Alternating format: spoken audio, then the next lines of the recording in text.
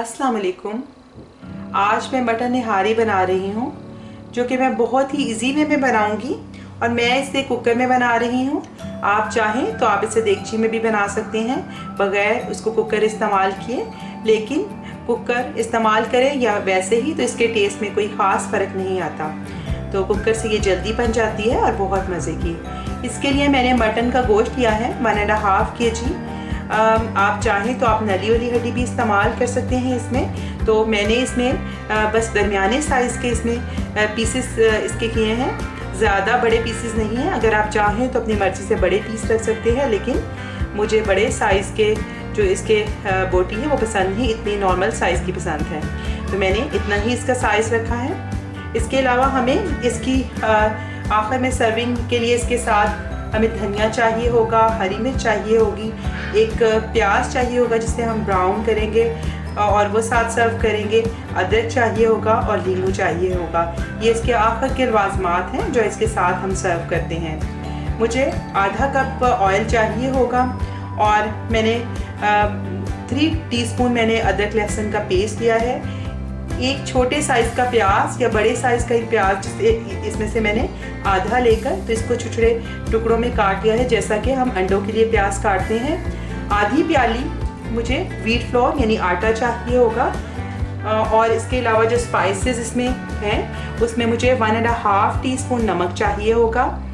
1 teaspoon मैंने इसमें red chilli powder इस्तेमाल किया है। 1 टीस्पून क्रश्ड रेड चिली है। 2 टीस्पून धनिया पाउडर है। 1 टीस्पून जीरा पाउडर है। हाफ टीस्पून गरम मसाला पाउडर है। हाफ टीस्पून इसमें हल्दी पाउडर है। हाफ टीस्पून काली मिर्च का पाउडर है। एक तेज़पत्ता लिया है। आधा मैंने बादियान का फूल स्टार एनिस लिया है और हाफ टीस्पून मैंने गार्लिक पाउडर लिया है और 2 टीस्पून भर के मैंने ड्राइड जिंजर पाउडर यानी सौंठ का पाउडर लिया है और साथ 3 टीस्पून मैंने या तकरीबन 2 टेबलस्पून के करीब मैंने सौंफ का पाउडर लिया है। इसको मैंने पीस दिया है और एक बड़ी चुटकी मैंने सिट्रिक एसिड या टार्टरी ली है। तो ये सारे स्पाइसेस तो निहारी के हैं जो कि निहारी में डलते हैं और इसमें जो ख़ास मसाले जो निहारी की जिसमें एक ख़ास जायका और खुशबू होती है वो ये 2 हैं, जिसमें सौंफ, फेनल सीड और ड्राइड जिंजर पाउडर यानी सौंठ का पाउडर शामिल है। ये ख़ास इसके अज्जा हैं और आप ड्राइड जिंजर जो है उसका एक टुकड़ा भी इसमें इस्तेमाल कर सकते हैं और पाउडर भी इस्तेमाल करें और एक टुकड़ा भी डाल सकते हैं, लेकिन मैं यहाँ पे सारे मसाले पीसे हुए डाल रही हूँ सवाए बे लीफ और स्टार एनिस बादियान के। तो चलिए अब हम इसे बनाना शुरू करते हैं। मैंने कुकर में ऑयल डालकर और छोटे कटे हुए प्याज इसमें डाल दिए थे और अब मैं इसे फ्राई कर रही हूँ। इसको मैंने ट्रांसपेरेंट कर लिया है, सॉफ्ट हो गए हैं ये।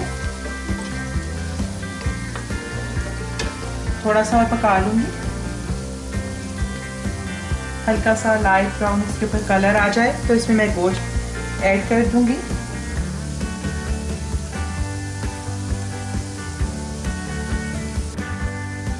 प्याज सॉफ्ट हो गए हैं तो मैं अब इसमें मटन ऐड कर देती हूँ।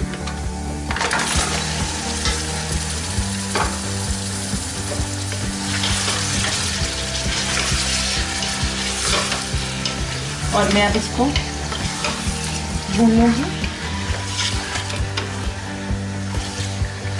अभी हमने आंच जो है वो मीडियम से हाई की तरफ रखनी है ताकि गोश्त का कलर चेंज हो जाए और इसका पानी फौरन खुश्क हो जाए।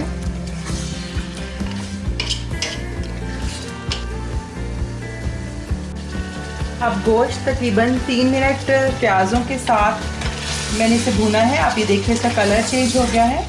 हाई फ्लेम पर ही मैंने इसको भुना है और अब मैं इसमें जिंजर गार्लिक पेस्ट ऐड कर दूंगी और अब इसके साथ भी 2 मिनट इसको भून लूँगी।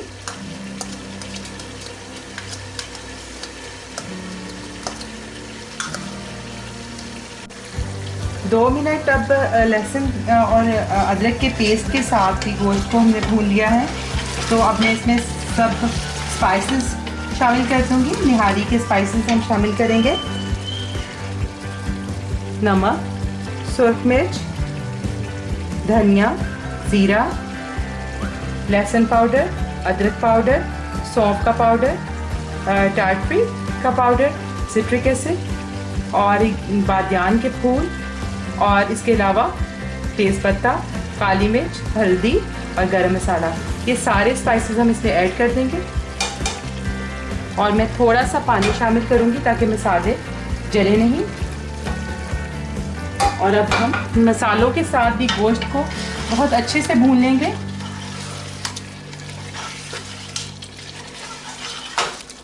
मसाले डालते ही बहुत अच्छी खुशबू आनी शुरू हो गई है गोश्त में से,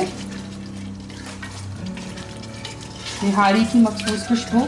अब मैंने इसको तकरीबन मसालों के साथ 10 से 15 मिनट के लिए बहुत अच्छे से भून लेना है। आप ये देखिए कि मसाले डालते साथ ही कितना अच्छा कलर गोश्त का हो गया है।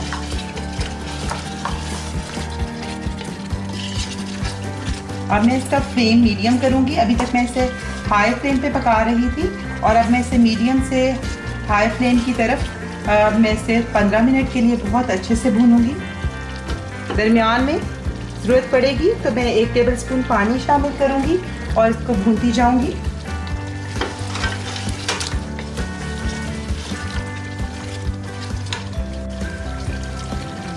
पंद्रह मिनट के बाद गोश्त काफ़ी अच्छे से भून लिया है। आप इसका कलर देख सकते हैं कितना अच्छा मसाले का रंग आया है। अब मैं इसमें तकरीबन 1.5 लीटर पानी शामिल कर दूंगी, 6 गिलास तकरीबन पानी, और अब मैं इसे गोश्त को गलाने के लिए रख दूंगी।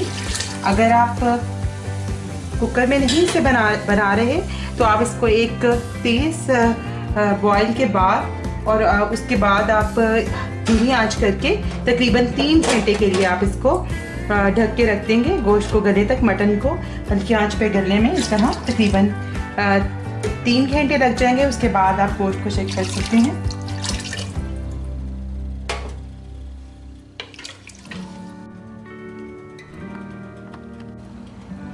गोश्त को मैंने गला लिया है तो बहुत अच्छा सा गल गया है, आप ये देखिए।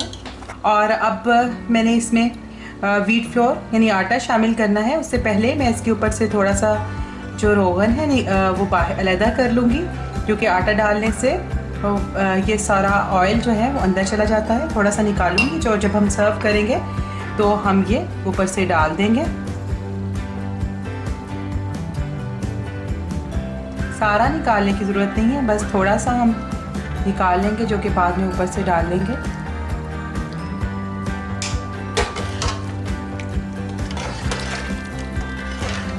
आप इस मौका पर इसका नमक भी चेक कर सकते हैं, और इसके अलावा आप अगर देखें पानी कम है, पानी की कमी हो तो और भी डाल सकते हैं।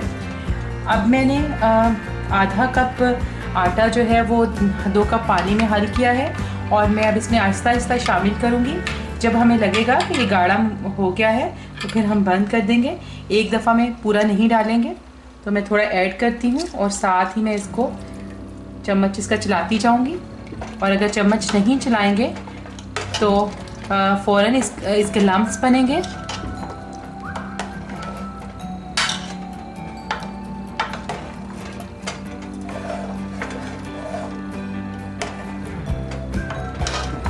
आपने ख्याल रखना है कि बहुत ज़्यादा गाढ़ा नहीं कर देना, क्योंकि जब ये इसके बाद ही पकेगी तो फिर ये मज़ीद गाढ़ी होगी।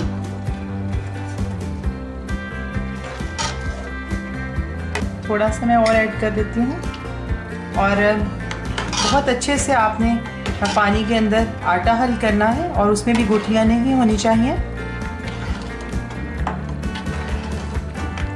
अब मुझे लगता है कि इतना ठीक है, और जब पकेगा तो ये सही गाढ़ा हो जाएगा, तो मैं मज़ीद इसमें आटा शामिल नहीं करूँगी। और अब इसकी मैं फ्लेम इसका मैं लो की तरफ कर दूँगी और इसको तकरीबन 15-20 मिनट इसको पका लूँगी, ताकि आटे का कच्चापन भी ख़त्म हो जाए और ये सारा स्पाइसेस के साथ अच्छे से मिक्स होकर एक थिकनेस इसकी सही तौर पर आ जाए। तकरीबन 20 मिनट मैंने इसे हल्की आंच पे रखा है। अब हमारी निहारी बिल्कुल तैयार है और अब मैं इसे डिश आउट करके आपको दिखाती हूँ। तो निहारी को मैंने डिश आउट कर लिया है। बहुत ही मज़े की निहारी तैयार हुई है और आप भी इस तरीके से ज़रूर ट्राई करें, यकीनन आपको बहुत पसंद आएगी। अगर आपने अब तक मुझे सब्सक्राइब नहीं किया तो इस रेड बटन को प्रेस करके सब्सक्राइब कर दें, ये बिल्कुल फ्री है। और इस बेल आइकन को भी क्लिक कर दें, इससे आपको मेरे आने वाली हर वीडियो फ़ौरन मिल जाया करेगी। अगर आपको मेरी ये रेसिपी पसंद आई हो तो ज़रूर इसे लाइक करें और मेरे चैनल को सब्सक्राइब करें। बेल आइकन को भी क्लिक कर दें, जिससे आपको मेरे आने वाली हर वीडियो फ़ौरन मिल जाया करेगी। आइंदा आपके साथ किसी नई रेसिपी के साथ फिर मुलाकात होगी। उस वक्त तक के लिए अल्लाह हाफिज़।